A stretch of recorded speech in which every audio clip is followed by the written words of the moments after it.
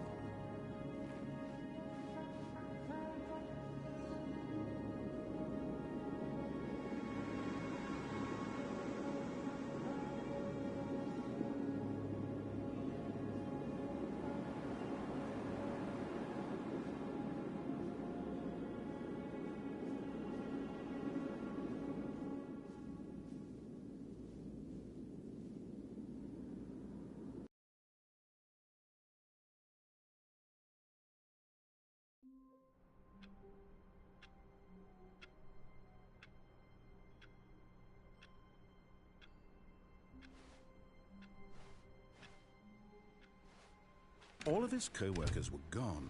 What could it mean? Stanley decided to go to the meeting room. Perhaps he had simply missed a memo. No matter how hard Stanley looked, he couldn't find a trace of his co-workers.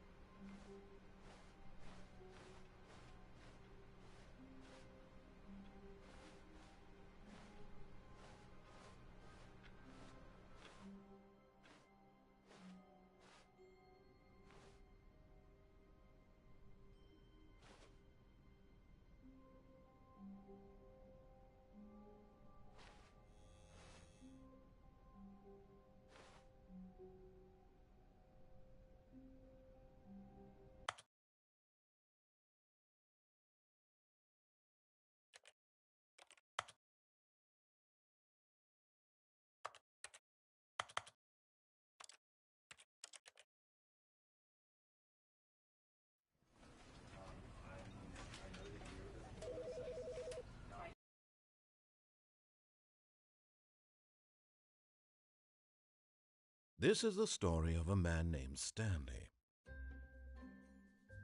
Stanley worked. All of his co-workers were gone. What could it mean? Stanley decided to go to the meeting room. Perhaps he had simply missed a memo.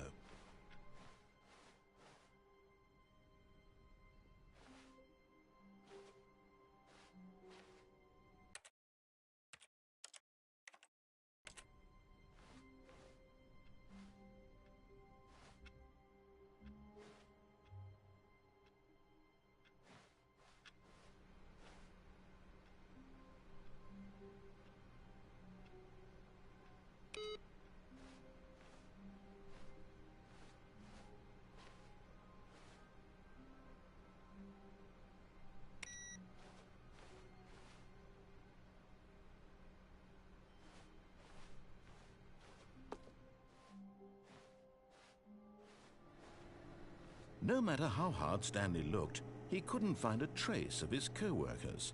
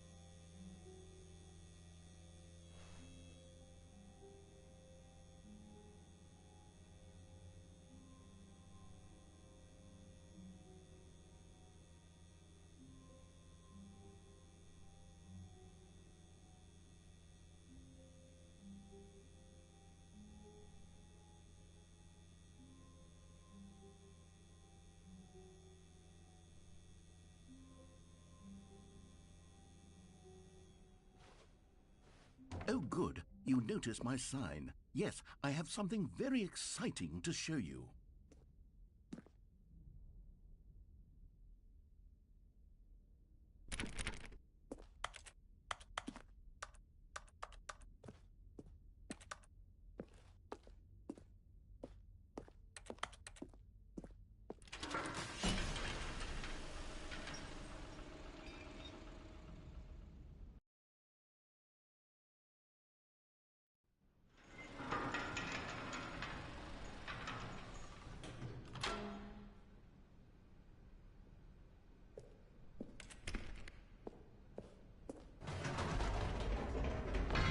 You see, Stanley, I've been reflecting on the Stanley Parable and about how roundly disappointing this ultra deluxe version has turned out to be. The original Stanley Parable was a landmark, and any new content for it should live up to that legacy. So forget this ultra deluxe nonsense. I say we take it one step even further. Which is why I'm very proud to announce for the first time ever, the Stanley Parable 2.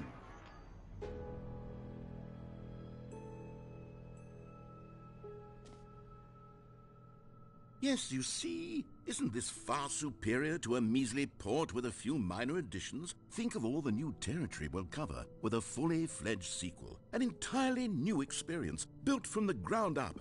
Why, there are so many possibilities. It could go in so many different directions. This is what fans have truly been asking for.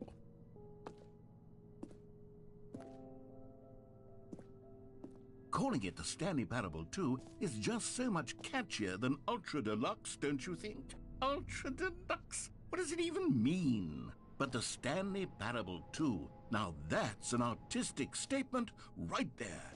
It's future-oriented. It screams progress and innovation and long-term franchising potential.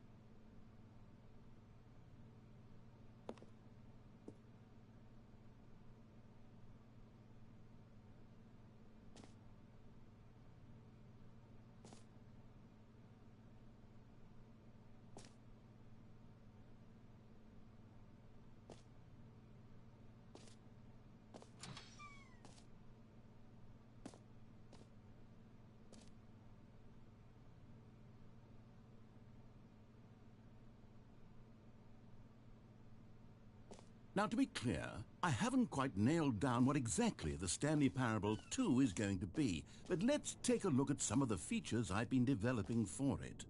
I figure that if I can loosely organize a handful of interesting concepts, that surely the game will sort of naturally spring up around them. It'll all work itself out. Game development is much more of a fuzzy magic than anything scientific or logical, really.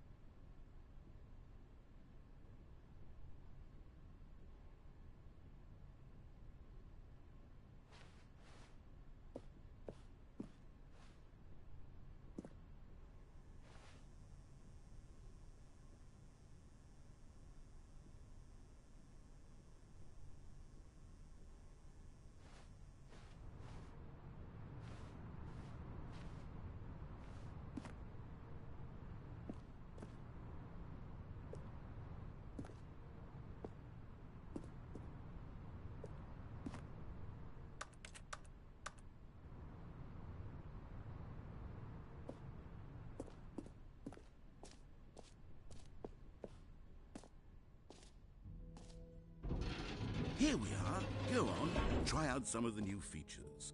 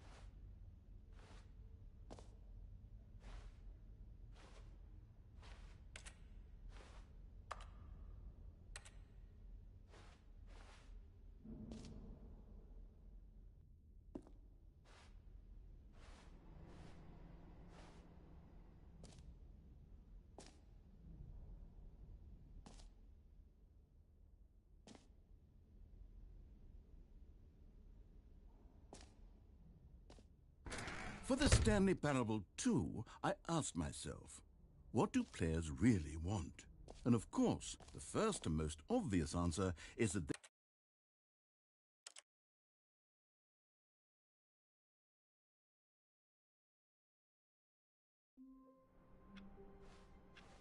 just a step through this door, Stanley thought to himself, that's all I need.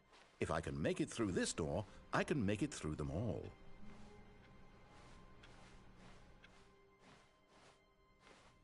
Oh, good. You notice my sign. Yes, I have something very exciting to show you.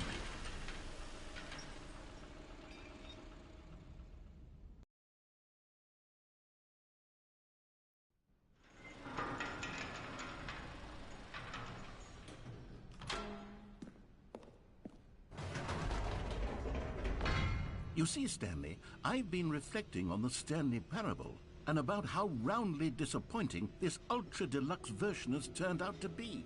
The original Stanley Parable was a landmark, and any new content for it should live up to that legacy. So forget this Ultra Deluxe nonsense. I say we take it one step even further. Which is why I'm very proud to announce for the first time ever, the Stanley Parable 2.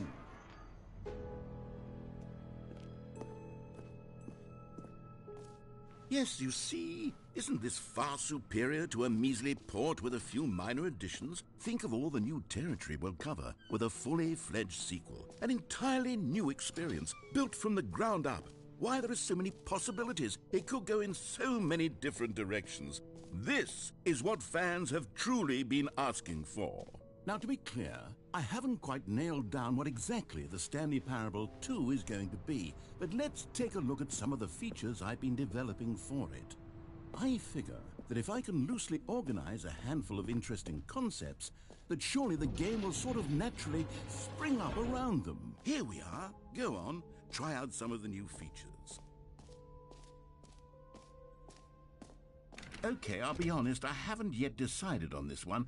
I think that in the new version, the office could use a bit of decoration, like balloons. But I'm undecided on Get Well Someday and Happy 12th Birthday. Which would you go with?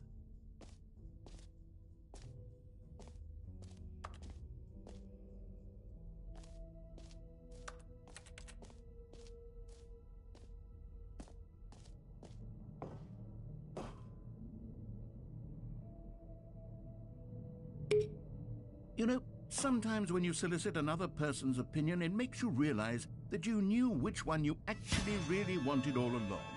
Get well someday it is.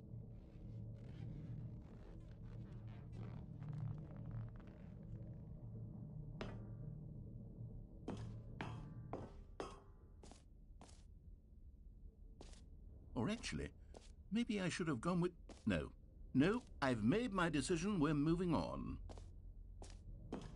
Come now. You've already made your choice. It's true that you chose badly, but we all have to move on from our mistakes.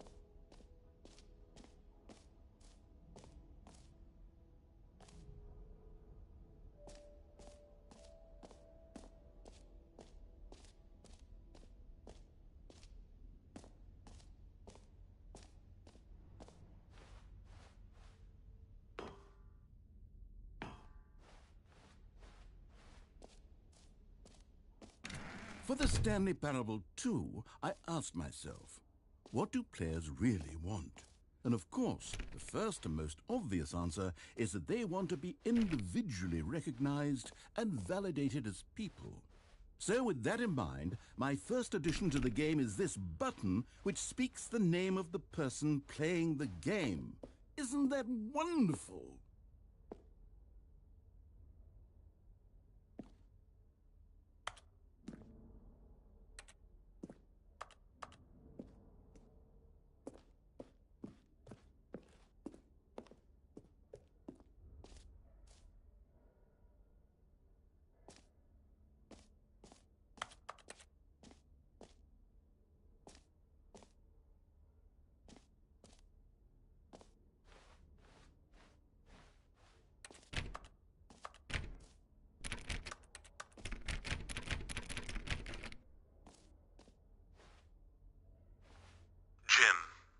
Sorry, I should have clarified. Right now, the button only says the name Jim. But of course, in the final game, this button will say your name, whatever name that is. Here, let's have you role-play as Jim to really simulate the full experience of this feature. Just play along. I promise you'll love it. Okay, here we go. Let's take a deep breath, clear your mind, forget whoever you are, and simply become a person named Jim. I want you to imagine yourself living as Jim, sleeping and waking as Jim, falling in love and being heartbroken as Jim, seizing all of the world's possibilities as Jim, and as Jim watching your dreams crumble into dust. Do you feel it deeply? Are you really, truly Jim right now? If so, then please step forward and press the button. Jim. Yes! You see? What a thrill! What a rush! That was you! The button described you. Do it again. Do it again. Jim. Ooh, it hits even harder the second time. If this were the only new feature in the Stanley Parable 2, it would still be worth the money. Let's take a break from the Jim button. I'm too emotionally drained from all of this personal validation.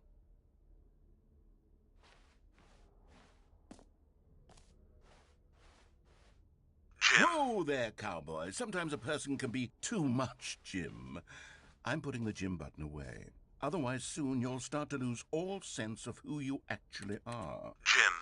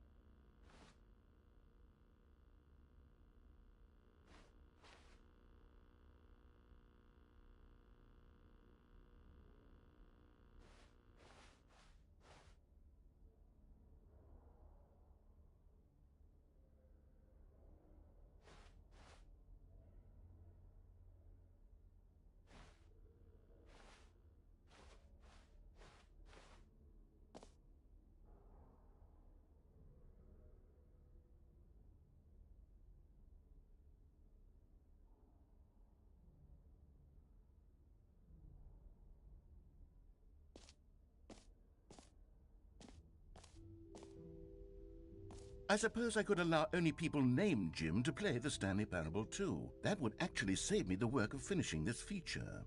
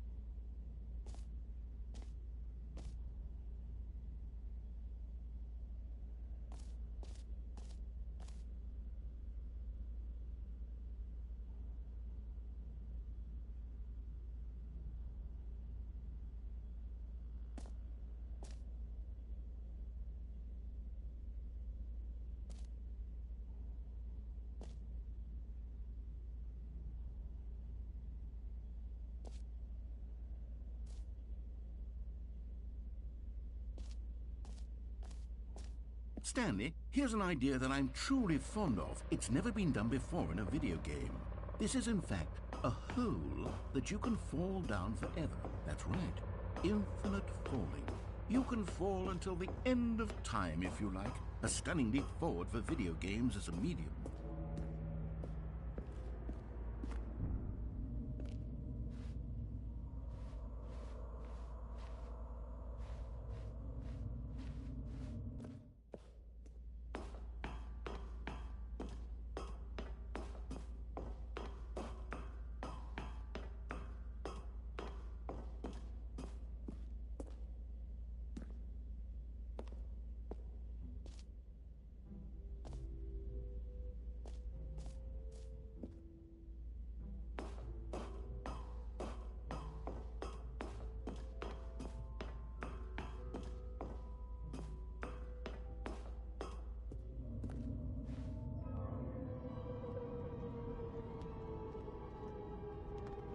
You see, isn't it wonderful? One of my more ingenious concoctions, if I do say so. Now then, since you've gotten to see the infinite hole, you can press the teleport button to pop back up to the top, and we can continue onward. Now, I don't mean to be a bummer, but I do recommend you use the teleport button to go back to the top. Maybe do it on the sooner rather than later spectrum of things.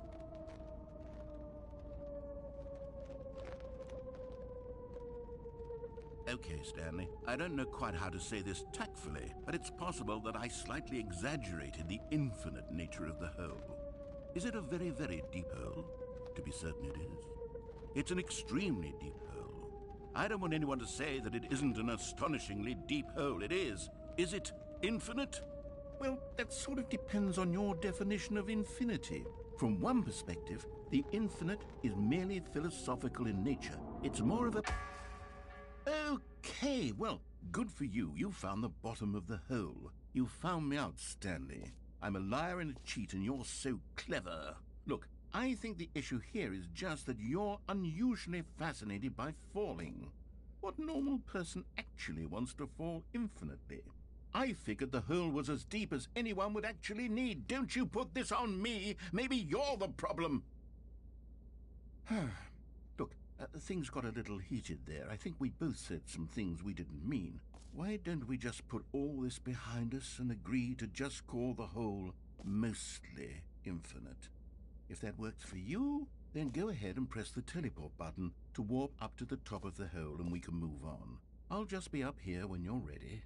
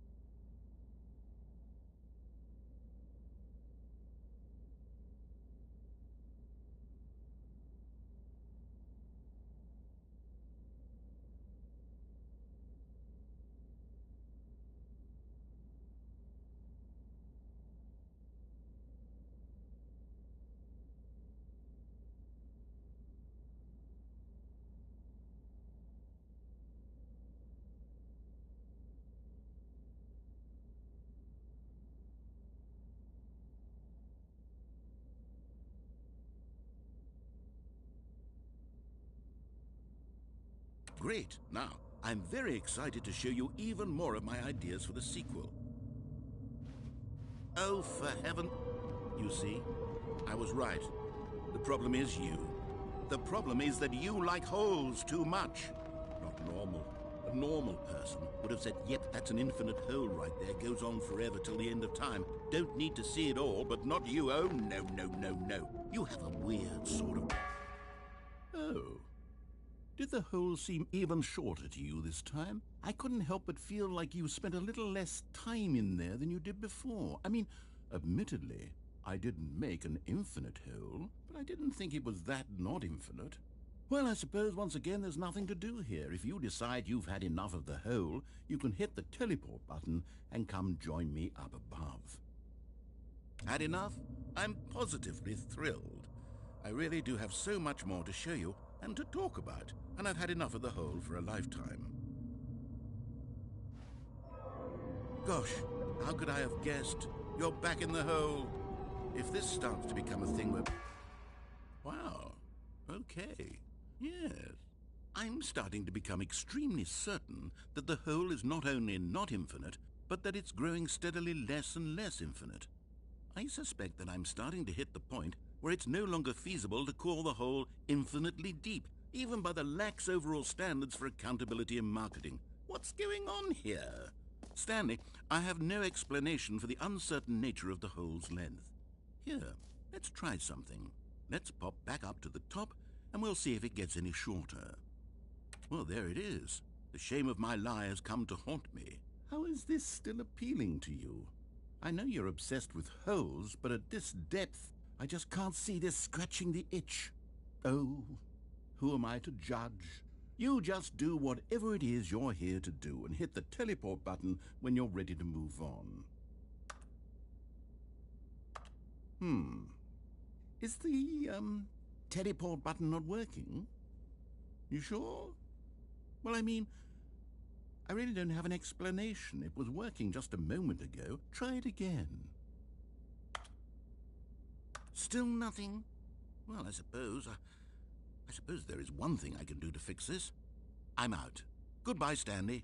You couldn't bear to be away from the hole, and now you'll get more time with it than you could ever have asked for. It's a win for everyone. You get to be with the hole, I get to do literally anything else. Take care, Stanley.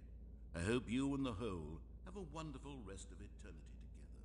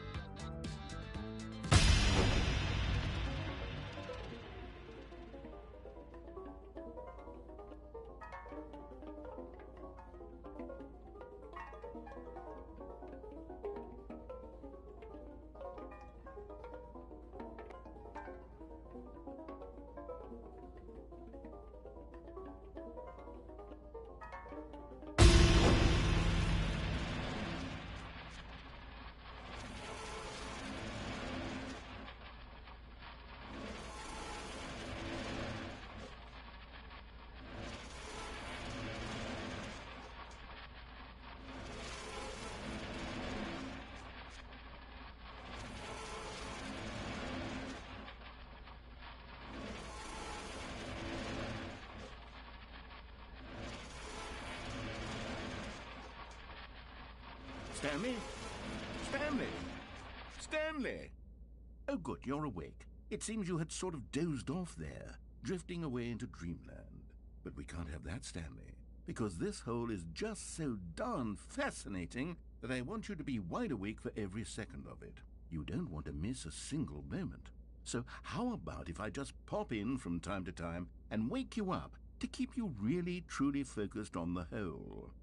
From the looks of things, you and I will have many, many years here in this hole, and I'm looking forward to all of them. Stay alert, Stanley. I'll be back. Toodlepip.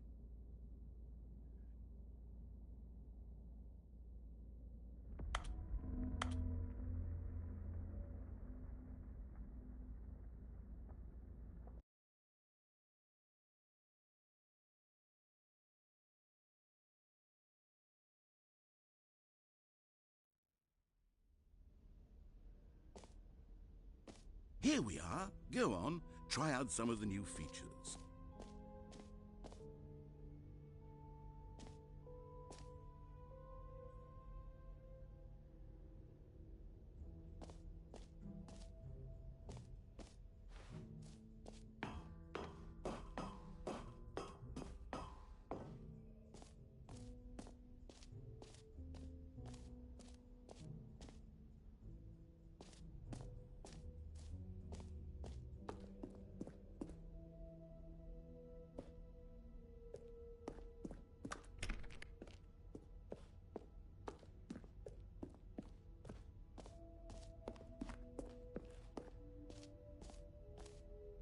You know what? Let's bring the jump circle back for Stanley Parable 2 as well. It's a... Oh, wait.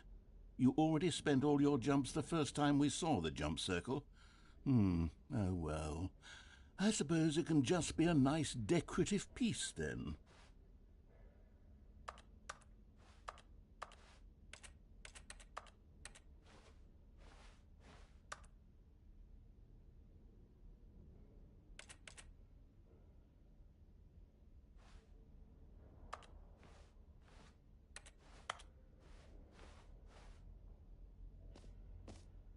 Calling it the Stanley Parable 2 is just so much catchier than Ultra Deluxe, don't you think? Ultra Deluxe? What does it even mean? But the Stanley Parable 2, now that's an artistic statement right there. It's future-oriented. It screams progress and innovation and long-term franchising potential.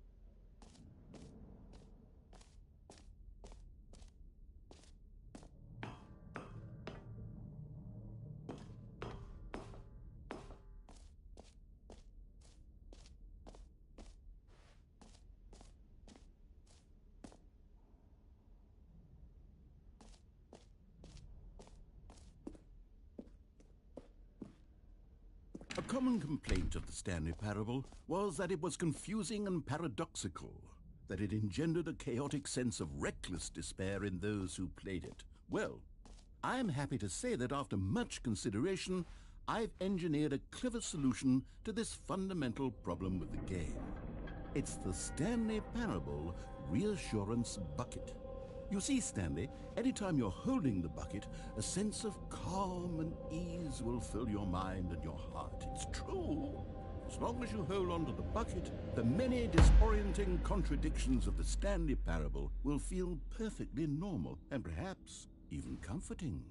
You may even come to long for the gentle embrace of jarring cognitive dissonance while the bucket is in your arms. And to be honest, it's a much more convenient solution for me than actually redesigning the game to be less uncomfortable. Can you imagine what a pain in the ass that would be? Yes, the bucket is the perfect solution. Come on, give it a try.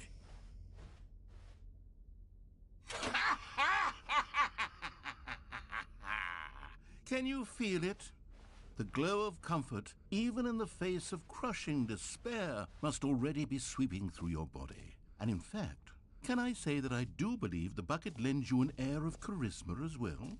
I think that just holding it has made you the slightest bit more attractive as a person. The benefits of the bucket seem to go on and on, don't they? All this and more await you in the Stanley Parable 2.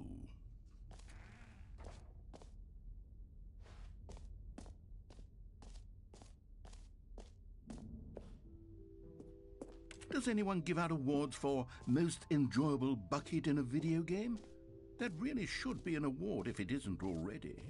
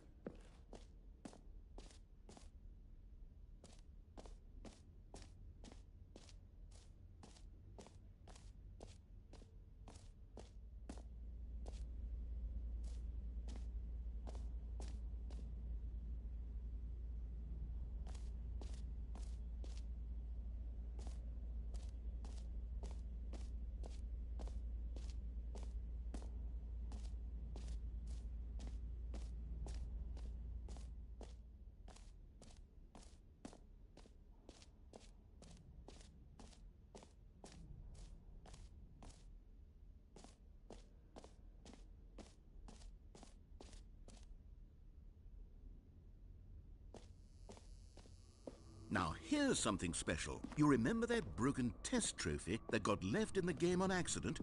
Well, I'm developing a technology to simply give you the trophy. Yes. You see, you'll come to this lever, and when you pull it, the trophy will be given to you. It's as simple as that. Okay, perhaps I should have clarified. This is technology that will exist. Right now, the trophy is still fully broken. I'm not a wizard, Stanley, but I guarantee it will be fixed in the sequel to at last satisfy the hordes of ravenous fans all over the world who have been uproariously demanding this feature. Gamers, we hear you, and I promise it will happen.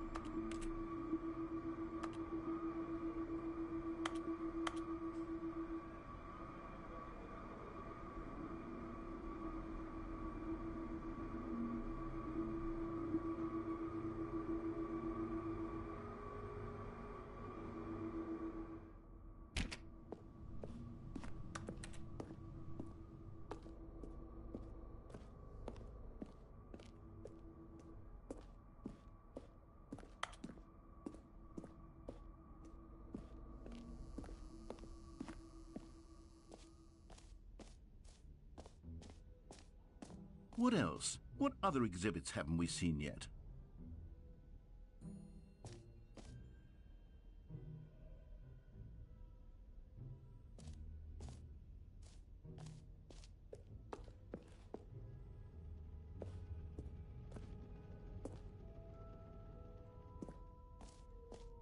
Ah, collectibles. Now it's a real video game. In the Stanley Parable 2, you'll run around gathering up these miniature Stanley figurines. And what's truly innovative is that there will be no reward for collecting all of them. I don't want to stifle the intrinsic joy of watching a number go up. You simply collect all of them, and then you move the hell on with your unremarkable life.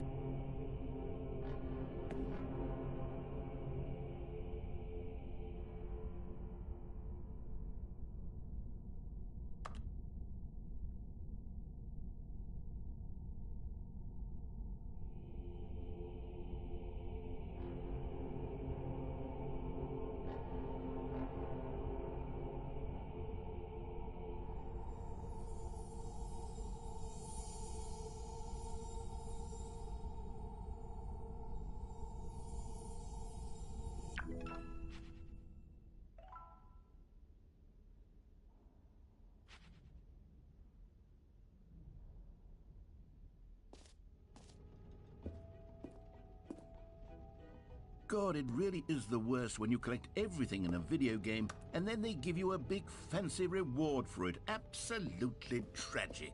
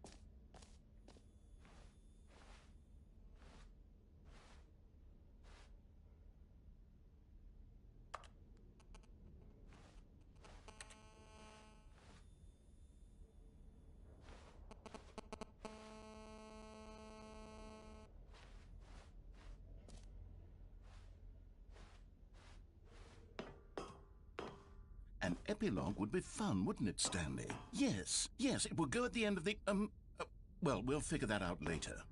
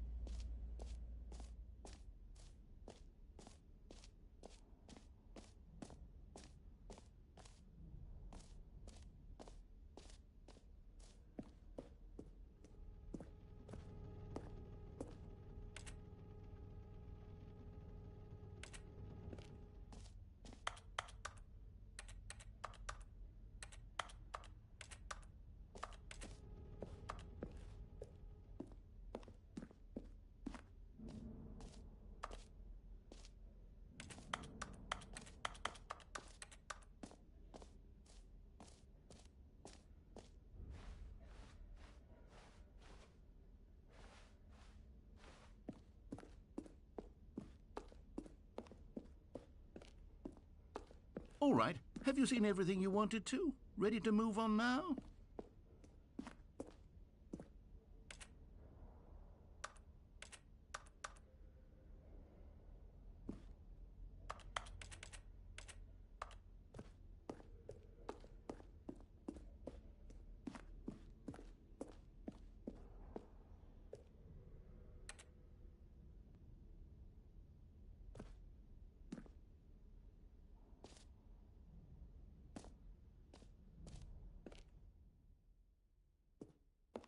So, Stanley, what do you think? Do you like all of the new features? Yes, I know it's not exactly clear yet how exactly these features will come together as one single coherent video game, but I can feel it in my soul. It's going to work. There's definitely a good game in there somewhere. Say, let's do an experiment. I'll arrange these new features together, and we'll see whether or not it coheres into a meaningful gameplay experience. Okay, are you ready? Here it is. I give you the Stanley Parable 2.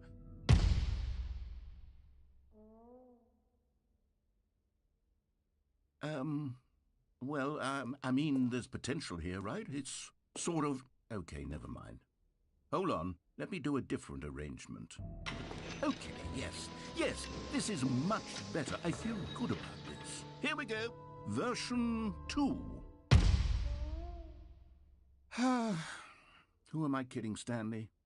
This isn't a coherent video game at all. It's a lot of gags. And I do very much enjoy creating gags, but they don't add up to anything. I wanted more than anything to create a sequel that would capture all the magic of the first game. I wanted fans to love it. No matter how good these gags are, they won't stand on their own. They would need the structure and the gameplay of the original. Wait, maybe that's it. I can take the original Stanley Parable and simply, well, insert a few of my new features into it. Tastefully, of course. With respect. With care for the vision and integrity of the original game. Would it possibly work? I suppose it could. But it would need a really, really tremendous title screen. A title screen that says with bold and uncompromising conviction, "This is the Stanley Parable 2. Let me see if I can whip something up. All right, perfect. Go ahead. Take a look.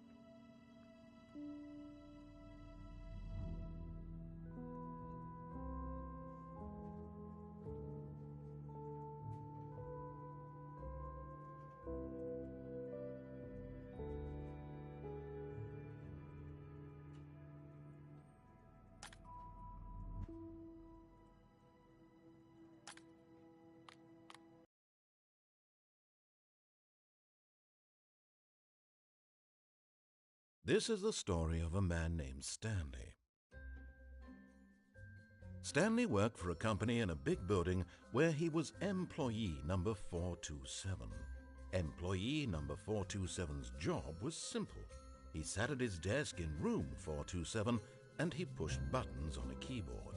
Orders came to him through a monitor on his desk, telling him what buttons to push, how long to push them, and in what order.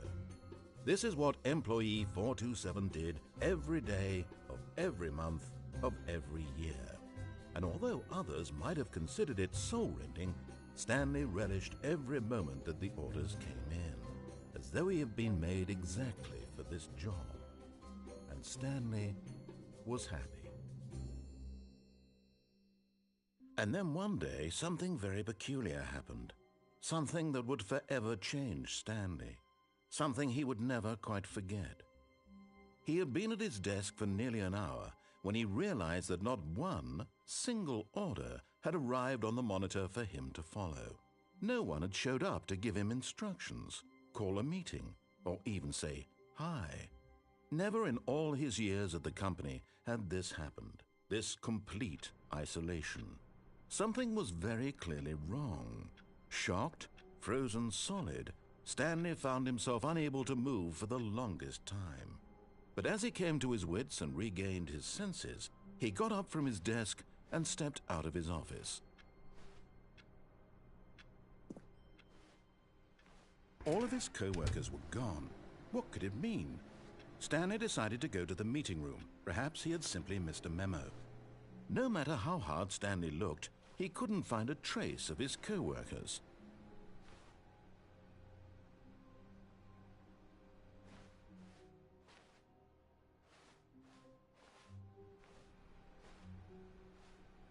Stanley picked up the bucket.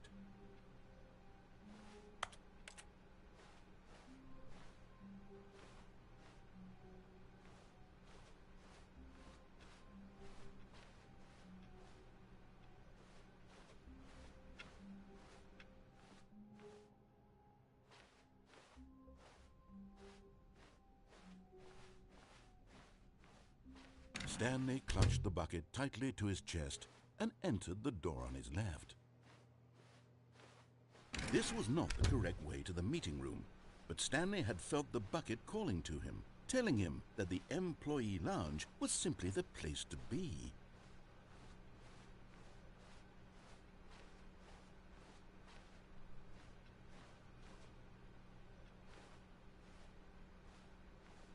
And here it was. Had the bucket turned out to be correct? Was this better than the meeting room?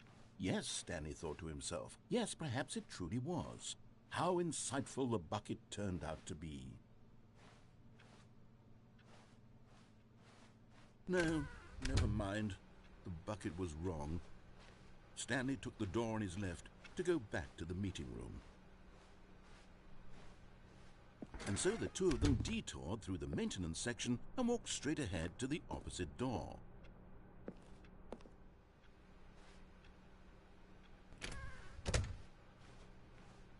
Still no one was here. Stanley needed the bucket's warmth and comfort now more than ever. Perhaps his boss's office was where he'd find answers.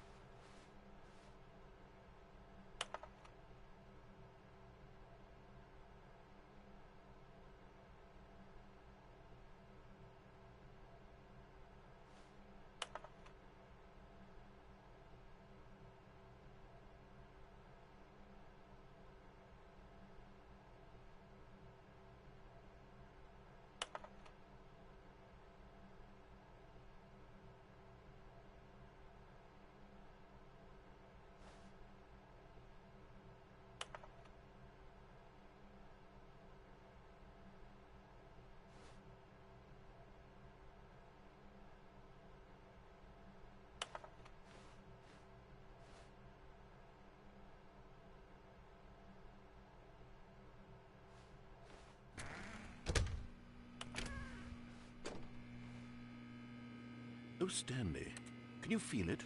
The broom closet. It wants the bucket. You can feel that, can't you? The aura of jealousy? It's as clear as day. This broom closet believes it deserves the bucket. I can really feel it now.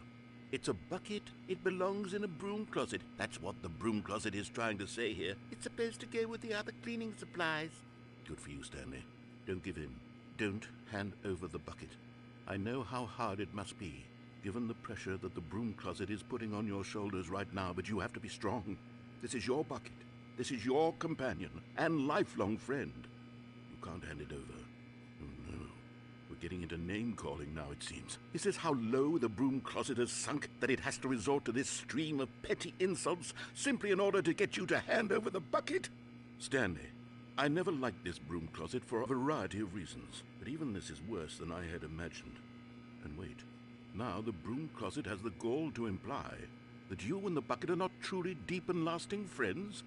That your relationship is purely superficial and convenient?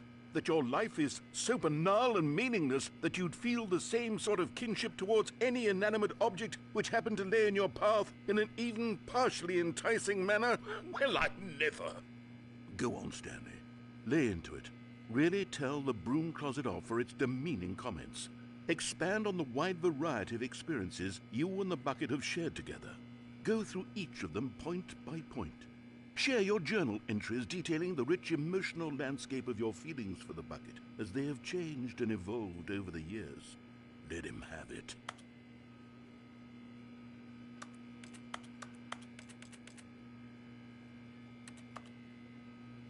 Okay, I've got you something which I think will help settle this debate once and for all. Here we go. There. Now it's settled. No more debate, no more discussion. Take a hike, broom closet, with all your meandering philosophical diatribes about the nature of cleaning supplies and their relationship to broom closets in the natural order of things.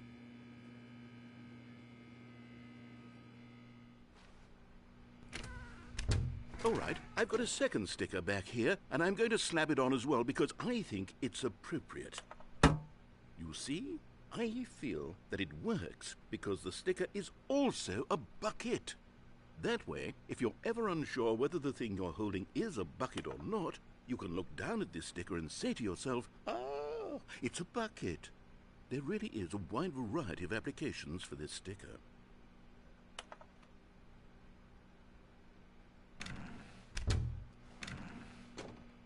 You know what? I could take the name-calling and the dismissal of your kinship with the bucket, but now the broom closet is just giving us the silent treatment. And to be honest, I'm sick of the pettiness on display. You can stay here all you like, but I've had it with this impetulant room of cleaning supplies. Easily the most childish such room I've ever been in. I'll see you outside, and we can get on with the story about you and your bucket.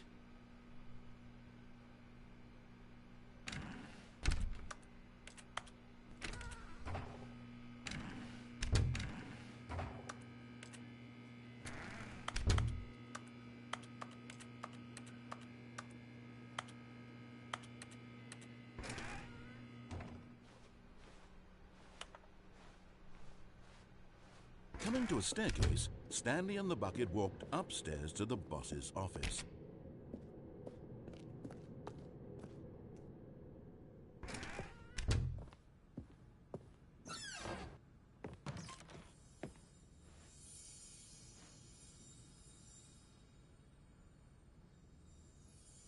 You found one of them. One of the miniature Stanley figurines. Remember, no reward for collecting all of these, only the intrinsic pleasure of a job well done. You can't buy that sort of happiness, Stanley. God knows I've tried. So, I implore you to savor each and every moment you come across one of these beautiful figurines.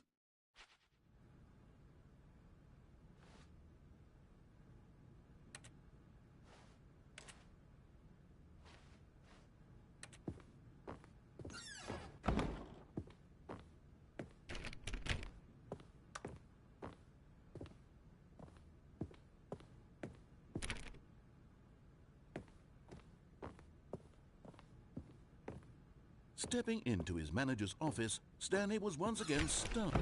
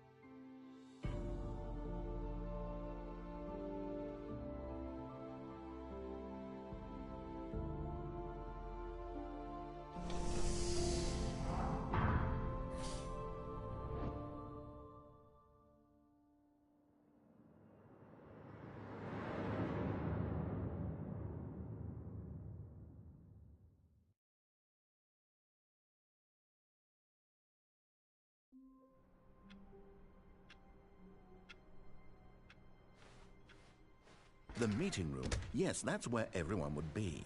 Stanley just needed to get to the meeting room, and from then on, he would never be alone ever again.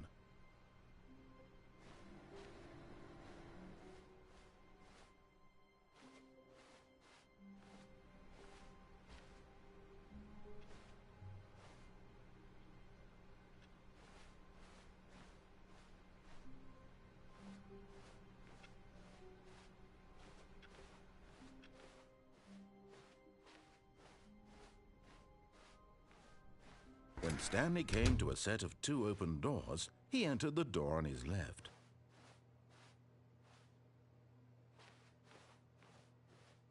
This was not the correct way to the meeting room, and Stanley knew it perfectly well. Perhaps he wanted to stop by the employee lounge first, just to admire it.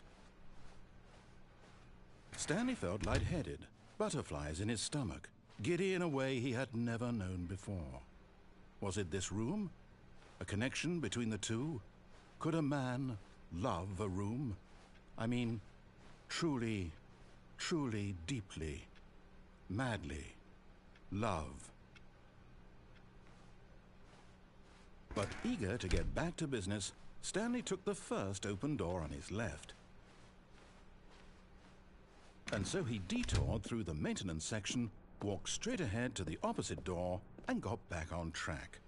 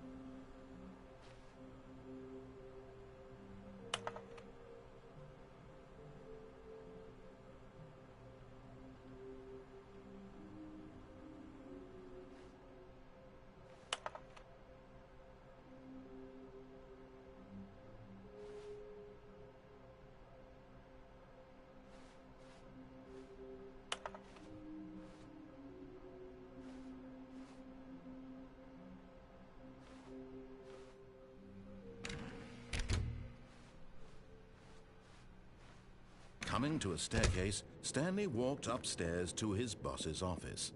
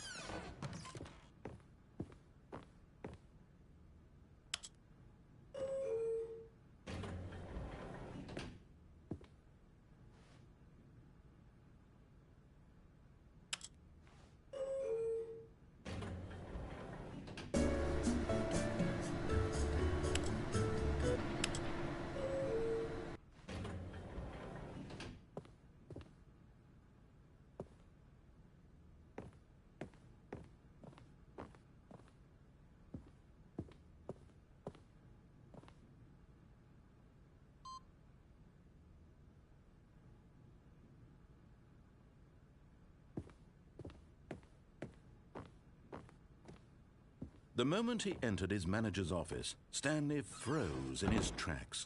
Not a living soul anywhere. Could he really be all alone? This was too much for Stanley to take. Too much for any man to take. He fell to his knees, bursting into half moans, half sobs, the guttural retching of life from a man denied any hope, any reason to keep going. Here on the floor, he lay prone, paralyzed by fear for nearly a full hour. But when at last he began to move about and survey the situation, he found a keypad behind the boss's desk. What could it mean? Was it a sign of hope for Stanley's future? Alas, it was not. For although this keypad guarded the terrible secret of Stanley's past, it had been assigned a 4-digit code so devious and so random that no man could ever hope to guess it. 2845. Statistically, nearly impossible to guess blindly, ever. Yet incredibly, by simply pushing random buttons on the keypad, Stanley happened to input the correct code by sheer luck. Amazing. He stepped into the newly opened passageway.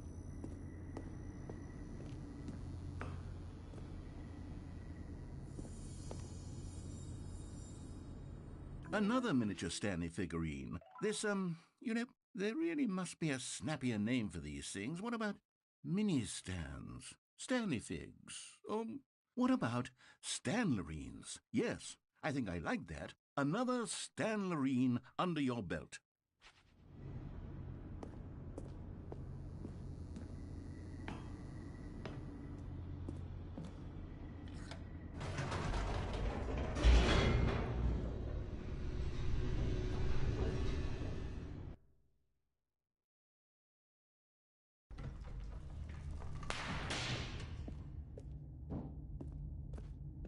Stanley walked straight ahead through the large door that read Mind Control Facility. Although this passageway had the word Escape written on it, the truth was that at the end of this hall, Stanley would meet his violent death.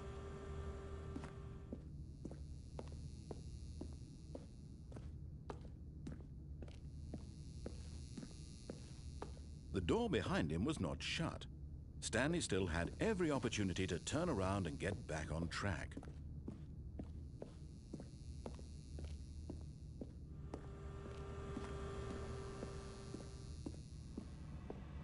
But of course, Stanley thought better of it and realized he simply had too much to live for.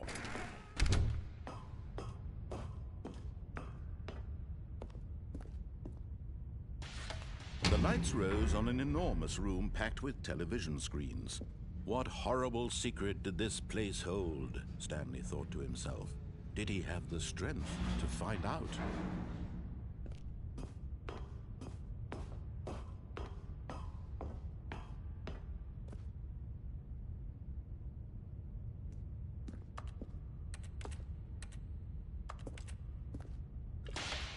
Now the monitors jumped to life, their true nature revealed.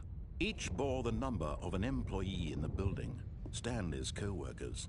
The lives of so many individuals reduced to images on a screen, and Stanley, one of them, eternally monitored in this place where freedom meant nothing.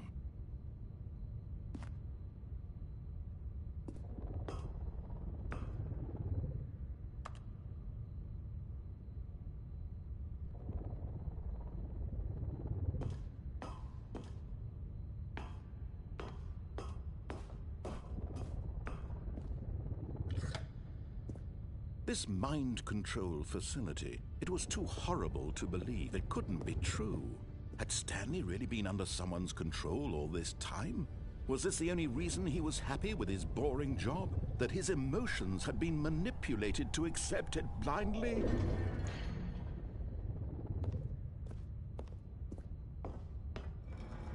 No. He refused to believe it. He couldn't accept it. His own life in someone else's control? Never! It was unthinkable, wasn't it? Was it even possible? Had he truly spent his entire life utterly blind to the world? But here was the proof. The heart of the operation. Controls labeled with emotions. Happy, or sad, or content. Walking, eating, working. All of it monitored and commanded from this very place. And as the cold reality of his past began to sink in, Stanley decided that this machinery would never again exert its terrible power over another human life. For he would dismantle the controls once and for all.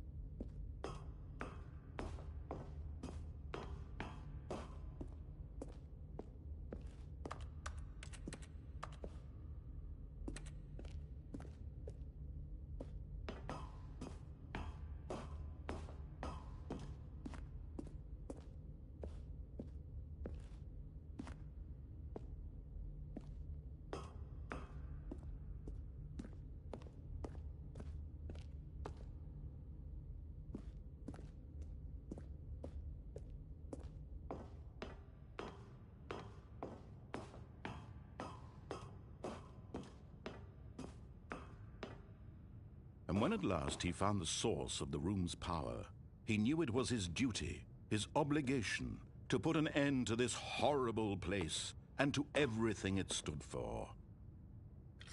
Oh, Stanley, you didn't just activate the controls, did you? All these years you go and you try to take control of the machine for yourself. Is that what you wanted?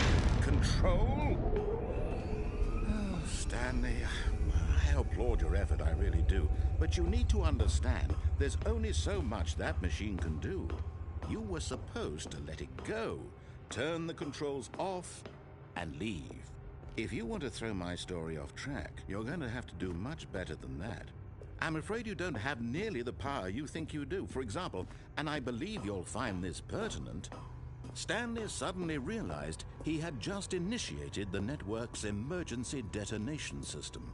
In the event that this machine is activated without proper DNA identification, nuclear detonators are said to explode, eliminating the entire complex. How long until detonation then? Let's say, 2 minutes. Ah, now this is making things a little more fun, isn't it, Stanley? It's your time to shine. You are the star. It's your story now. Shape it to your heart's desires. Oh, this is much better than what I had in mind. What a shame we have so little time left to enjoy it. Mere moments until the bomb goes off. But what precious moments each one of them is. More time to talk about you, about me, where we're going, what all this means. I barely know where to start. What's that? You'd like to know where your co-workers are? A moment of solace before you're obliterated? All right, I'm in a good mood. You're gonna die anyway. I'll tell you exactly what happened to them. I erased them. I turned off the machine. I set you free. Of course, that was merely in this instance of the story. Sometimes when I tell it, I simply let you sit there in your office forever, pushing buttons endlessly and then dying alone. Other times, I let the office sink into the ground, swallowing everyone inside, or I let it burn to a crisp. I have to say this, though, this version of events has been rather amusing. Watching you try to make sense of everything and take back the control wrested away from you, it's quite rich. I almost hate to see it go. But I'm sure whatever I come up with on the next go-around will be even better. My goodness, only 34 seconds left. But I'm enjoying this so much. You know what? To hell with it. I'm going to put some extra time on the clock, why not? These are precious additional seconds, Stanley. Time doesn't grow on trees.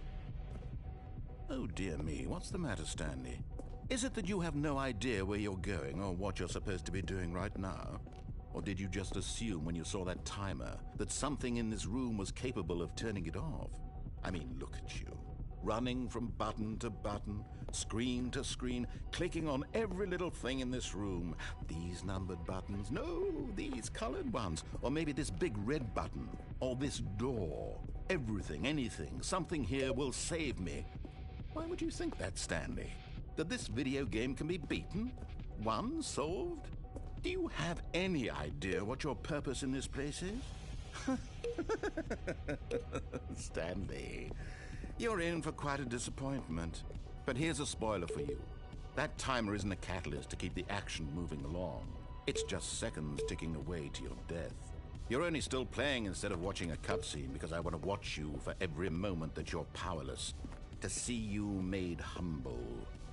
This is not a challenge. It's a tragedy. You wanted to control this world, that's fine. But I'm going to destroy it first, so you can't. Take a look at the clock, Stanley. That's 30 seconds you have left to struggle. 30 seconds until a big boom and then nothing.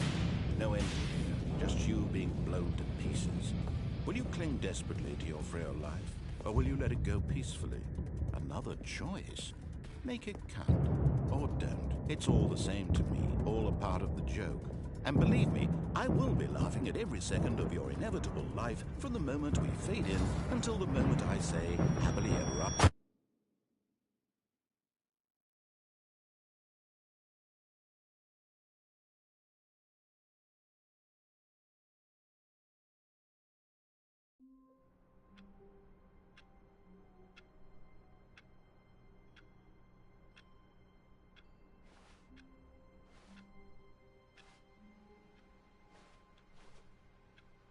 All of his co-workers were gone. What could it mean? Stanley decided to go to the meeting room. Perhaps he had simply missed a memo.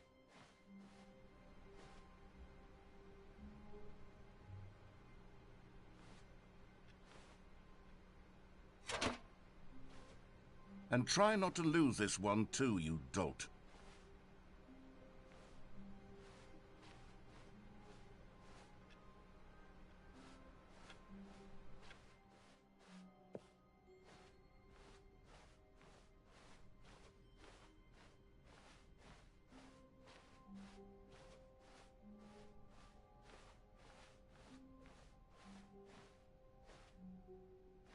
Stanley clutched the bucket tightly to his chest and entered the door on his left.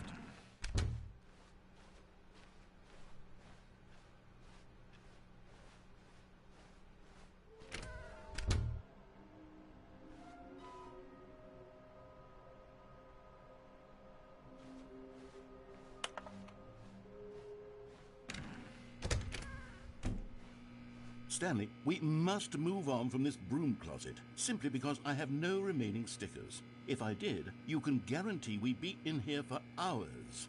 But alas, no stickers.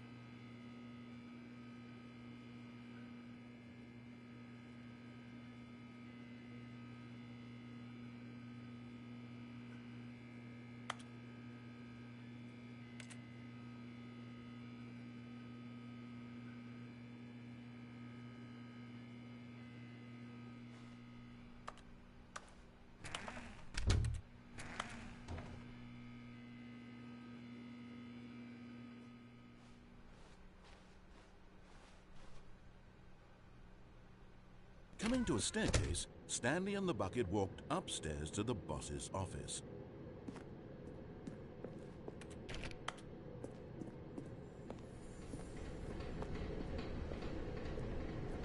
But Stanley just couldn't do it.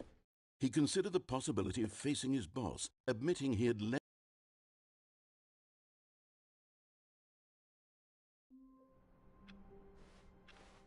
all of his co-workers were gone. What could it mean?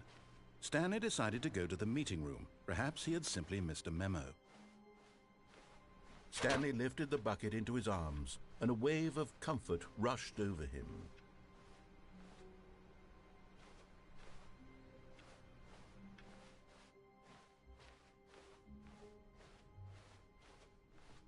Stanley clutched the bucket tightly to his chest. This was not the correct way to the meeting room, but Stanley had felt the bucket calling to him, telling him that the employee lounge was simply the place to be.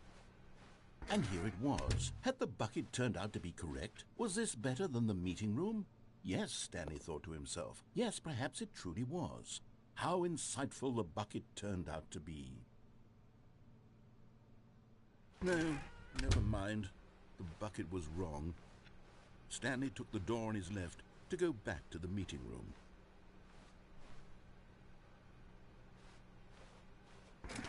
No, Said the bucket. don't go to the meeting room. Go somewhere else. The cargo lift, yes. Go there. Go to the cargo lift.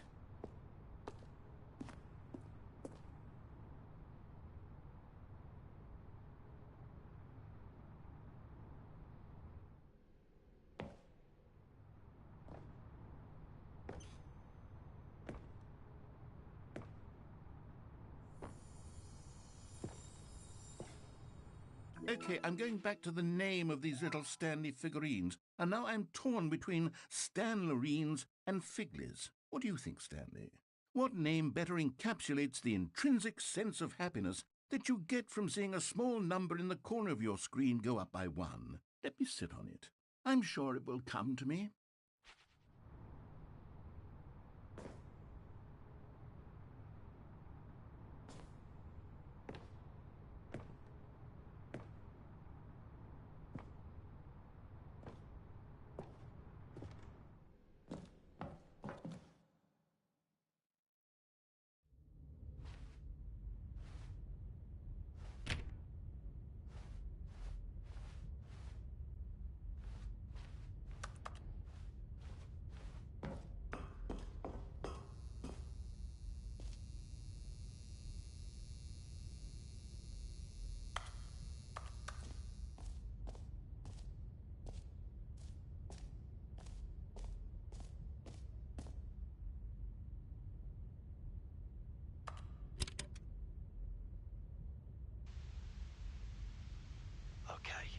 This is day number 295. Tape number... I don't even know. I've lost track. Nothing feels real anymore. The longer I study this bucket, the less sense anything makes. The sheer euphoria I feel every time I pick it up. No matter how many times I've done it, it's always the same feeling. And the emptiness in my chest when I set it down. It doesn't make sense. There's no explanation for it. I still haven't figured out why I see the world so differently when this bucket is in my arms. Why everything feels so... What do I do with this treasure? I can monetize it. Yes. It's unthinkable the amounts of money people will pay for even just an hour with the bucket. This is my golden ticket. But I have to be careful, because as soon as this gets out, there's going to be a target on my back. Even now, I don't know who might be trying to get me. What's that? Who's there?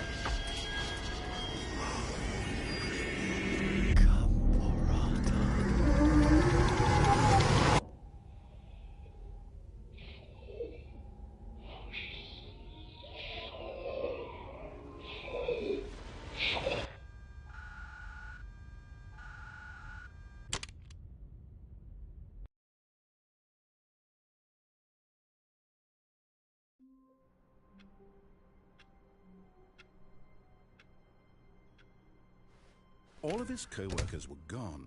What could it mean? Stanley decided to go to the meeting room. Perhaps he had simply missed a memo. The confusion and the chaos all seemed to melt away as Stanley embraced the bucket.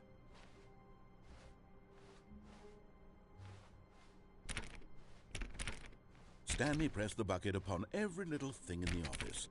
Nothing responded to the bucket's touch, but it did little to discourage Stanley's belief in the magic of the bucket.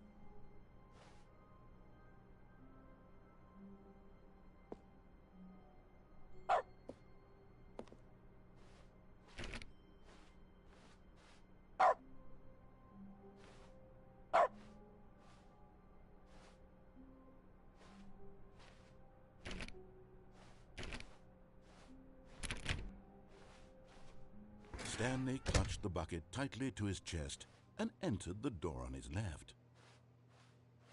This was not the correct way to the meeting room, but Stanley had felt the bucket calling to him, telling him that the employee lounge was simply the place to be. And here it was. Had the bucket turned out to be correct? Well, no, never mind. The bucket was wrong. Stanley took the door on his left to go back to the meeting room. No, said the bucket. Don't go to the meeting room. Go somewhere else. The cargo lift, yes. Go there. Go to the cargo lift. Good, said the bucket. Now ride the lift all the way to the top. There's something up there I need you to do. Stanley did not question why or how this bucket was speaking to him. It should have alarmed him, of course, because buckets can't talk. But Stanley chose not to think about this obvious fact. He was firmly convinced that the bucket had spoken to him, and he unthinkingly did whatever the bucket asked.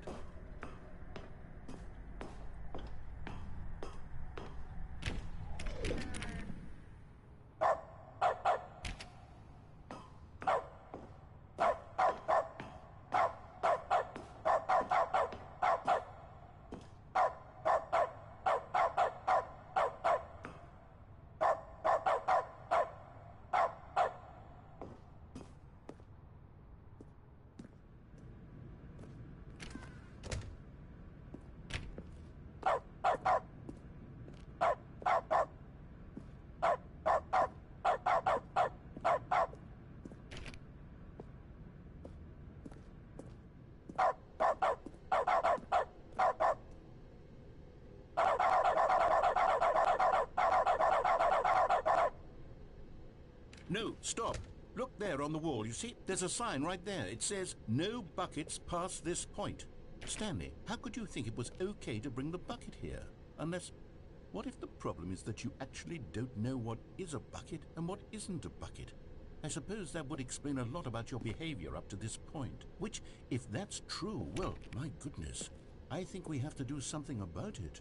This misunderstanding could have dire consequences on the entire rest of the game if not addressed quickly and properly. So much of the impact of the story is dependent on your understanding of what is and isn't a bucket. Please, step in here for a moment.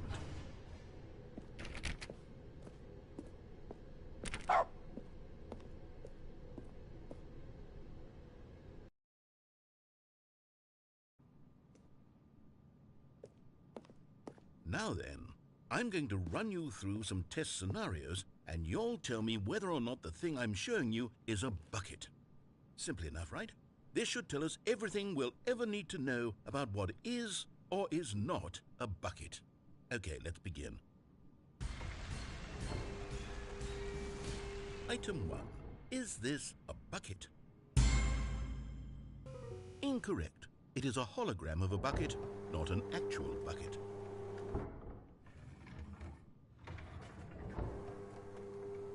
Item 2. Is this a bucket? Correct. It is a 3D printed recreation of a bucket, not an actual bucket.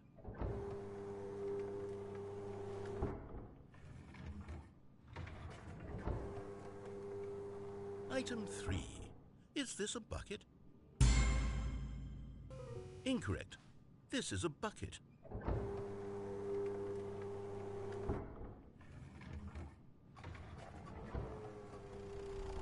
Item 4. Is this a bucket? Correct. This is a tractor and not a bucket. To be honest, I just sort of put this one in here as a gimme, but I was starting to get concerned that even this might be too much for you. Thank you for not making me look like an idiot. Okay, next one.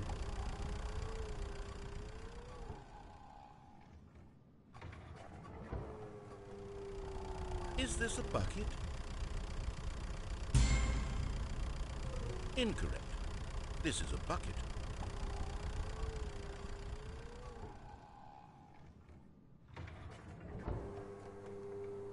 Item 6. Is this a bucket? Trick question. Both. Gotcha.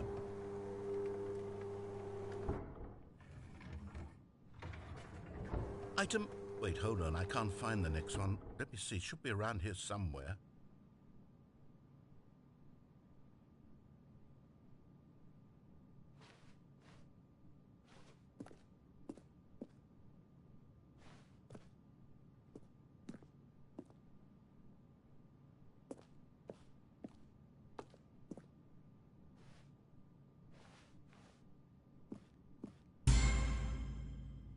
Okay, you and I both know there isn't anything here. And I don't appreciate the implication that nothing is a bucket when we both clearly know that a bucket is something, and therefore nothing could possibly be something. Unless, in your twisted mind, have you somehow convinced yourself that a bucket is nothing? Answer me straight, Stanley. Do you believe that nothing is a bucket?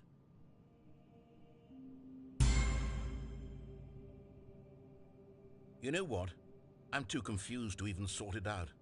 I've lost all sense of perspective. What is a bucket? What isn't a bucket? Mere moments ago I could answer these questions with confidence, and yet now I'm somewhat adrift. Do any of us know what a bucket is? Am I a bucket? Stanley, I can't keep doing this. I'm losing myself, and myself was all I ever had to begin with. I'm afraid the bucket is threatening to tear our relationship apart. I can't have that. I'm sorry. But I'm going to erase all buckets from the game entirely. Okay, here we go.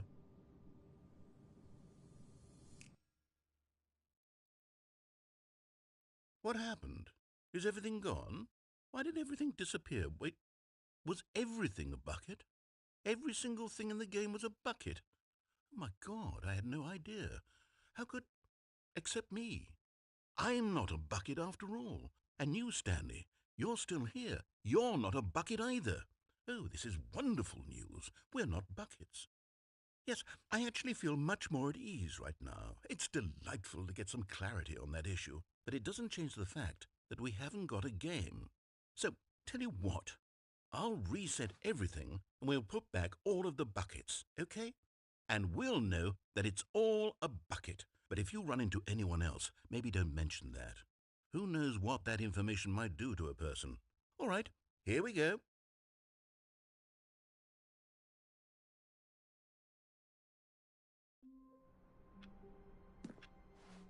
All of his co-workers were gone. What could it mean? Stanley decided to go to the meeting room. Perhaps he had simply missed a memo. No matter how hard Stanley looked, he couldn't find a trace of his co-workers.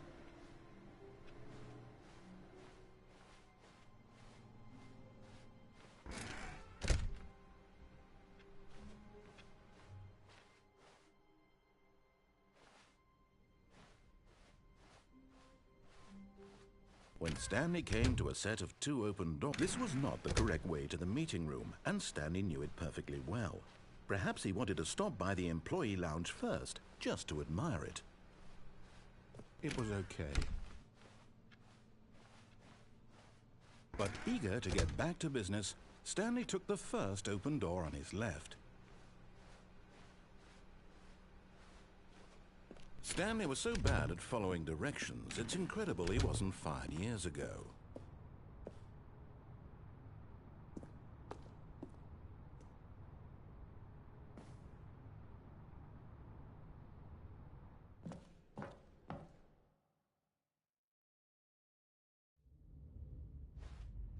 Stanley had now gotten himself so far off the beaten path that it seemed the office had begun so far off the beaten path that it seemed the office had begun so far off the beaten path that it seemed the office had begun so far off the beaten path that it seemed the office had begun so far off the beaten path that it seemed the office had begun so far off the beaten path that it seemed the office had begun so far off the beaten path that it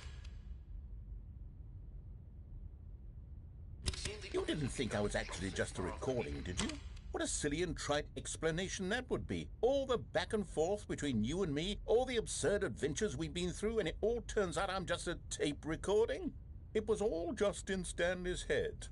I bet that's the kind of twist you think is revelatory. I bet each and every time you watch a movie where it turns out all to be in the main character's imagination, you must absolutely bolt off the couch in pure shock at the phenomenal and intricate storytelling. It must be so simple to be you.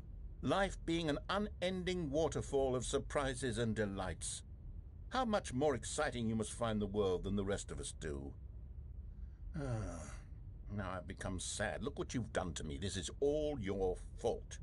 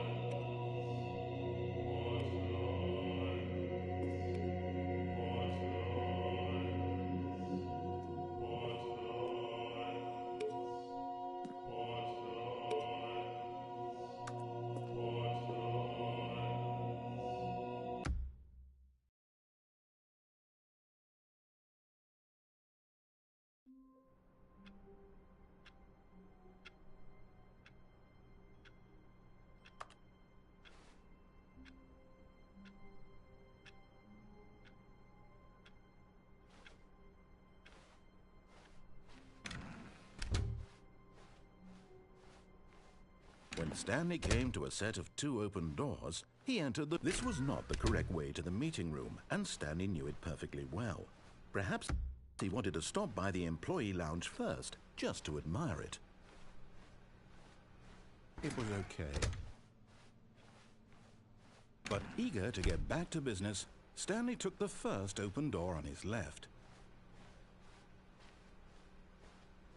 Stanley was so bad at following directions, it's incredible he wasn't fired years ago. Look, Stanley, I think perhaps we've gotten off on the wrong foot here. I'm not your enemy, really, I'm not. I realize that investing your trust in someone else can be difficult, but the fact is that the story has been... What? Really? I was in the middle of something. Do you have zero consideration for others? Are you that convinced that I want something bad to happen to you? Why, I don't know how to convince you of this, but I really do want to help you, to show you something beautiful. Look, let me prove it. Let me prove that I'm on your side. Give me a chance.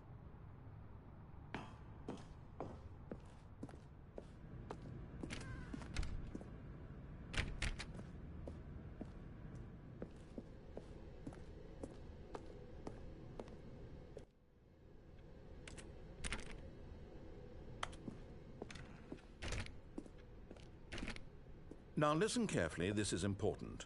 Stanley walked through the red door. You're getting close now, Stanley. You've nearly gotten all of the Figler Anlarines. Very soon, you'll collect the last one, and then the first number will equal the second number, and that will be it. We'll be different people by then. Different in the sense that we used to have none of them, and now we have them all. You can't go back to when you had no Figler Anlarines. None of us can.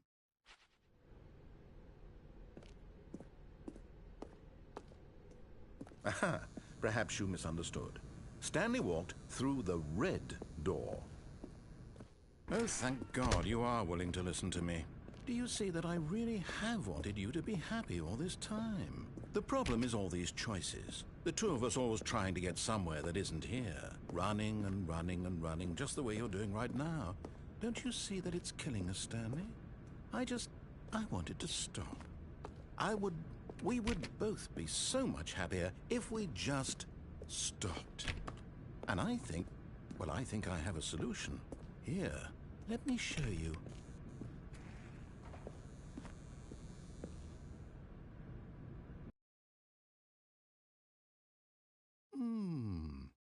What do we want? What are we looking for?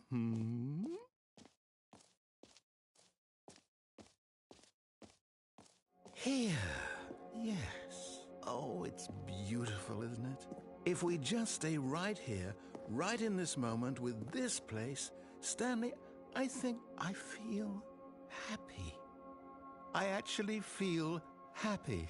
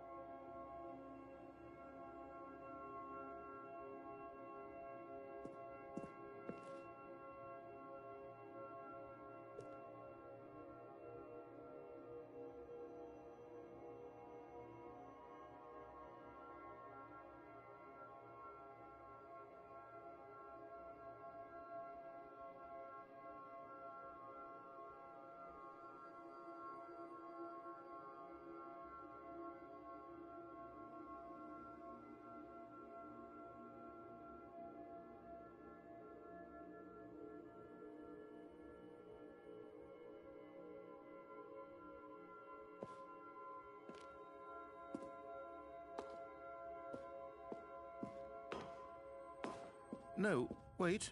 Where are you going?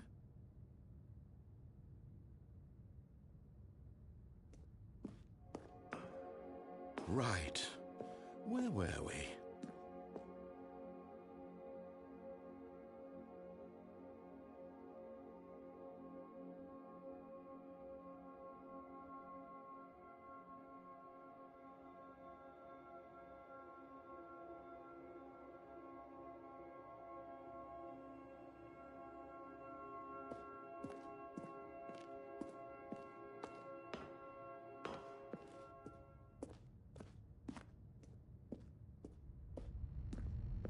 Oh no! Stay away from those stairs. If you hurt yourself, if you die, the game will reset. We'll lose all of this.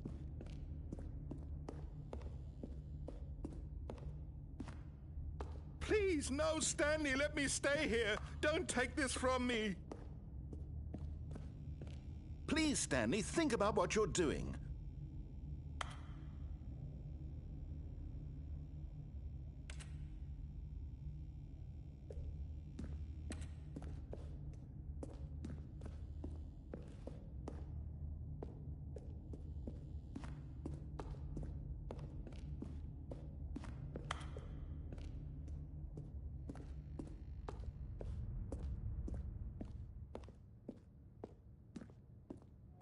Good, good. We can't be too safe. Promise me you won't go back there. Just stay here.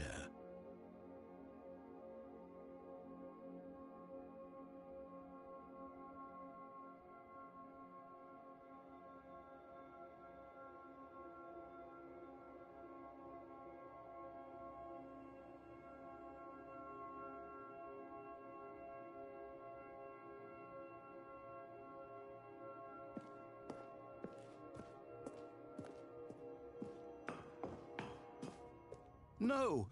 What do we talk about? You're risking everything we achieved here.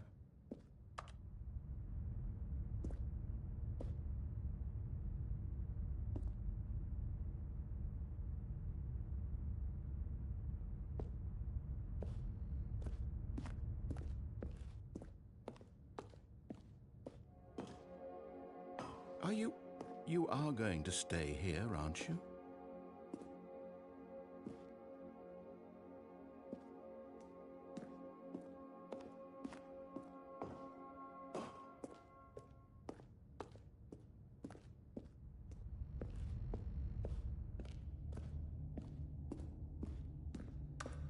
You heard me before, didn't you?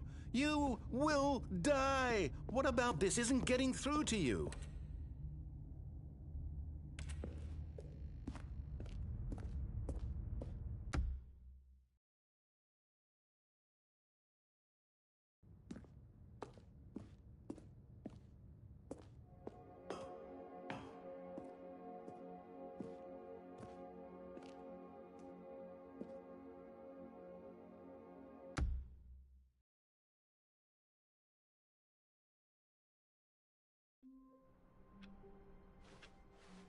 The meeting room. Yes, that's where everyone would be. Stanley just needed to get to the meeting room, and from then on, he would never be alone ever again.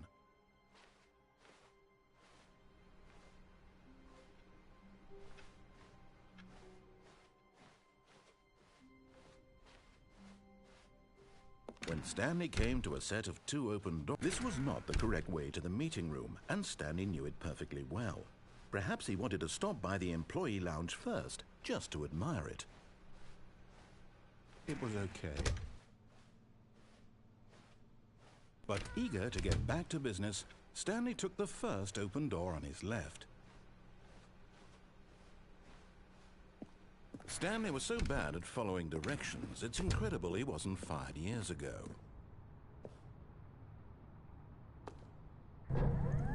Look, Stanley, I think perhaps we've gotten off on the wrong foot here.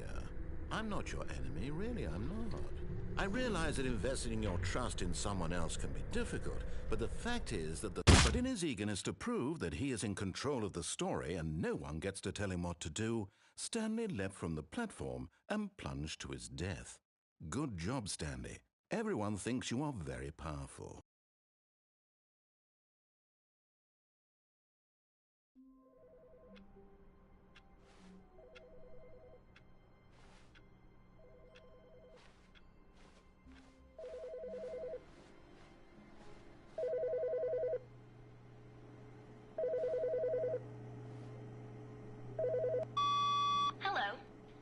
recorded message scheduled either by you or a person in your place of work. The purpose of this message is to warn you about the dangers of recorded messages. If at any time you believe you are listening to a recorded message, please terminate it immediately and cease all flow of information from the recorded message into your perceptual sphere. Thank you, and have a pleasant day.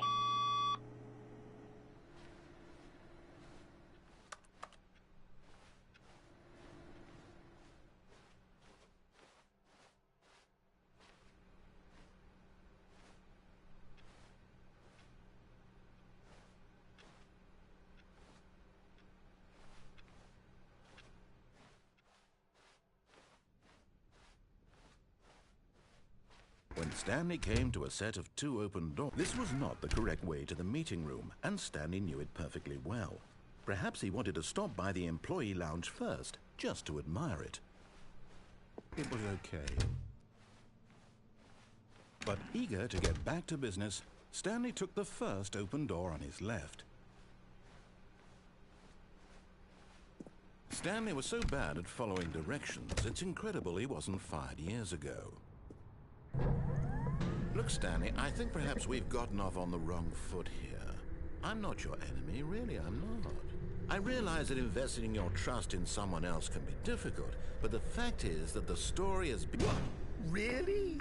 I was in the middle of something. Do you have zero consideration for others? Are you that convinced that I want something bad to happen to you? Why, I don't know how to convince you of this, but I really do want to help you, to show you something beautiful. Look, let me prove it. Let me prove that I'm on your side. Give me a chance. Now listen carefully, this is important. Stanley walked through the red door. Aha, perhaps you misunderstood. Stanley walked through the red door. I still don't think we're communicating properly. Stanley walked through the red door. All right, fine, go ahead, Stanley. You want to know so badly what's out there? You want to find out what lies at the end of this road you've chosen? Well, don't let me stop you. You see? There's nothing here. I haven't even finished building this section of the map, because you were never supposed to be here in the first place. Broken rooms, exposed developer textures. Is this what you had wanted? Was it worth ruining the entire story I had written out specifically for you? Do you not think I put a lot of time into that? Because I did. And in the end, it was all for nothing, because this is what you wanted to see. Help me here, Stanley. Help elucidate these strange and unknowable desires of yours. What would have made this game better? What did you want to see? Vehicles? Skill trees? Work with me. You've given me absolutely nothing so far. Tell you what, let me take a stab in the dark at a new design, and you can give me some feedback. There we go. A third option. This already feels leaps ahead of where we were before. Go ahead, Stanley. Take it for a spin.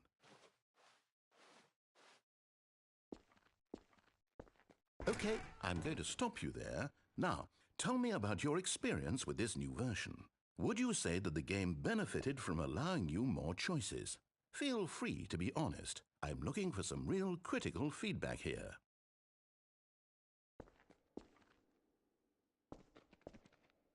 Okay, so we're getting somewhere. Clearly there's something here that speaks to you. If I can be honest here, I really don't have any idea where I'm going with this. This whole third door thing was just a stab in the dark. But I guess you're into it, so let's keep this party train rolling. Here, based on the data from your previous playthrough, I've compiled a new version. And to be perfectly candid, I think I've knocked it out of the park with this one. Let's take a look.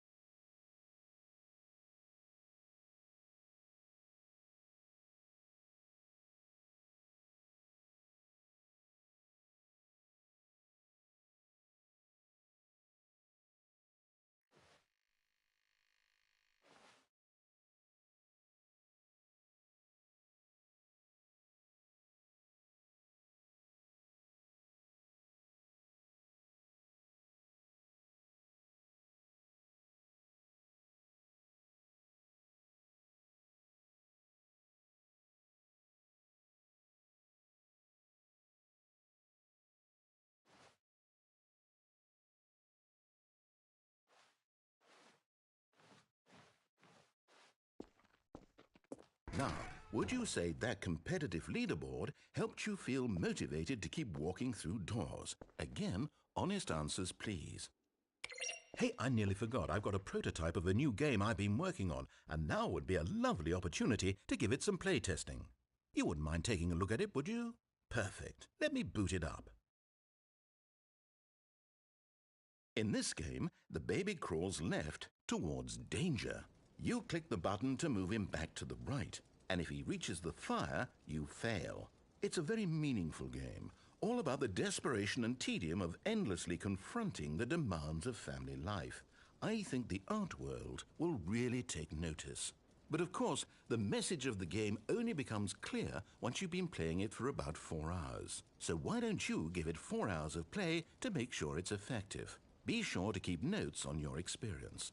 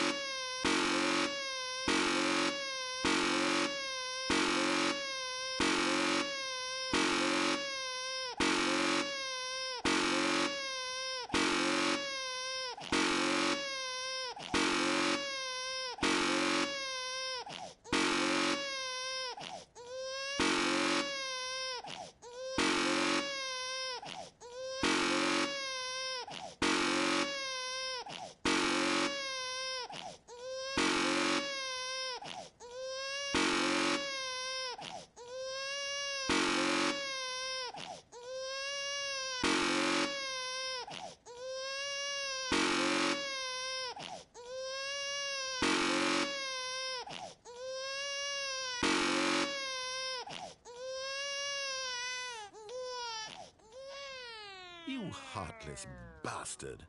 Did you do it because you hate babies or purely to spite me?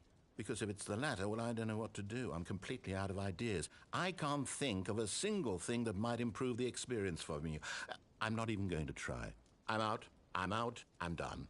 It's over. Thank you for playing. Your input was extremely valuable. Oh, hey, since my game was so awful, why don't we play someone else's game, just to ease the pain? Let's see. What do we have here? Yes, this seems like it'll work. Let's give it a shot.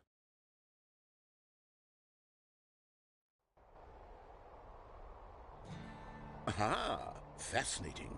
What do you think this game is about, Stanley? What's our backstory? What is our motivation?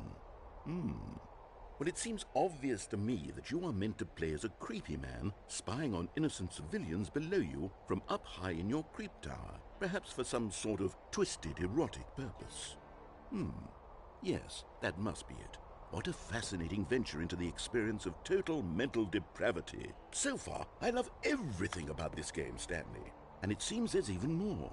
Come, let's venture outward and see what else is out there.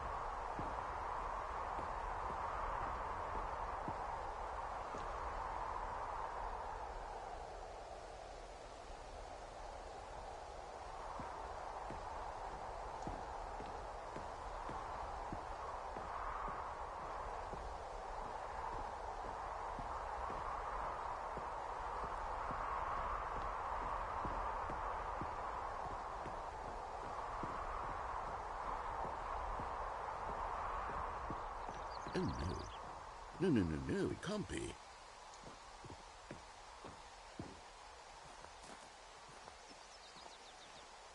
It is. It's an open world game. Good God, quickly, block it off. Oh, thank goodness, Stanley. What a close call. You nearly wandered off into that thing. That big, open, just wandering around. No right or wrong directions. No path to follow. You can just go in any... Oh, thank heavens we avoided it. We're out of the woods now, Stanley. Okay, I'm going to get us out of here. Let's find another game. Preferably something with walls. Something with nice, big, insurmountable walls. Okay, I think this will be just the thing.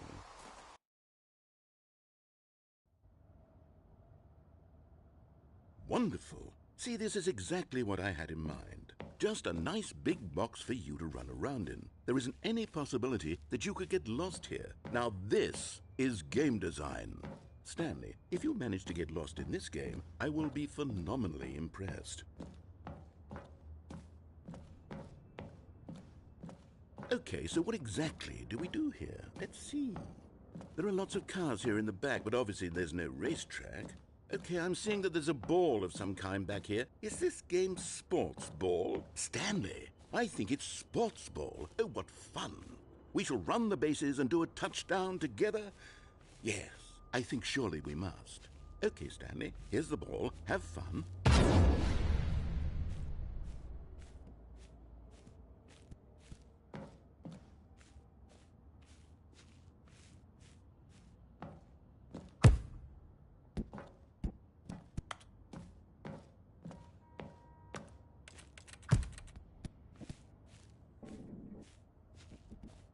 Are you doing it? Are you winning? Is this fun? Is it better than my miserable little story that I worked so hard on? Stanley, I have a thought. And I realize I'm not a sportsologist, but if one ball generates a certain amount of raw adrenal pleasure, then surely multiple balls makes for an even more euphoric sports experience. I'm going to try it out. Here comes another ball. Yes! Oh goodness, that really does feel amazing, doesn't it? Stanley, I'm like a child in a confectionery shop. I simply have to have more. I'm insatiable. More balls!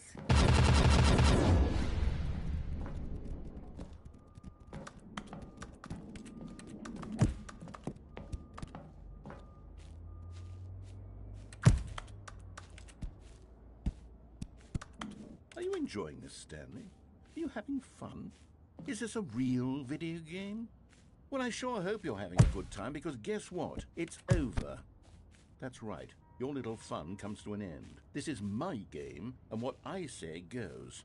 You get to have fun when I let you, Stanley. Besides, you need someone like me to set boundaries for you. Without rules or boundaries, video games are nothing. Yes, that's what I am. I'm structure. I'm your sense of purpose. And since you decided you didn't want to play my game, now I don't want to play with you either. So, goodbye, Stanley. I'm leaving. See how you like it when I'm not around to set the rules. Somehow, I don't think you'll enjoy it as much. But who knows? You're an inventive kid. You'll come up with something. After all, you're the one who knows best. Take care, Stanley.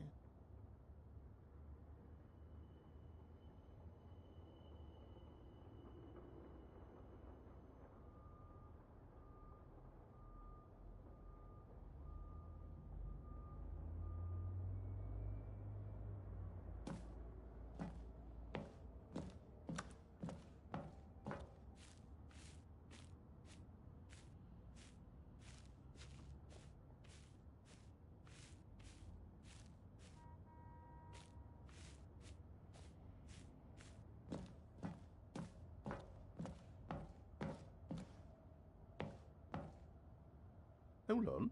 What are you doing?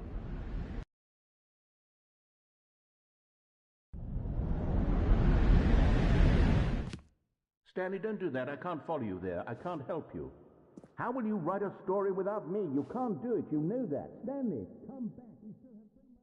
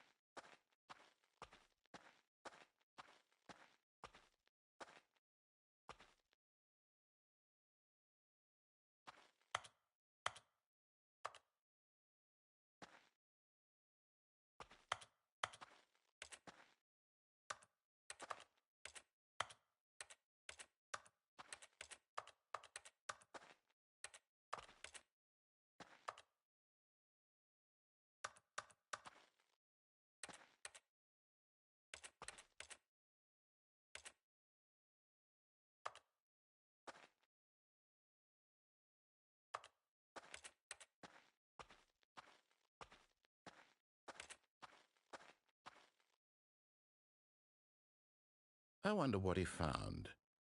If what he wanted was to be the leading man in his own story, well, perhaps he's gotten it, down in wherever he is right now. I wonder if he's happy with his choice, and if he's learned the heavy cost that comes with it. He'll understand soon what I was trying to tell him. He needs me. Someone who will wrap everything up at the end, to make sense out of the chaos and the fear and the confusion. That's who I am. That is what I mean to this world. Oh, yes. Yes, I'll be back. There's no other way. Once this ends, after it all comes to a close, then I'll be back. The end will be here soon. Very soon. I can wait.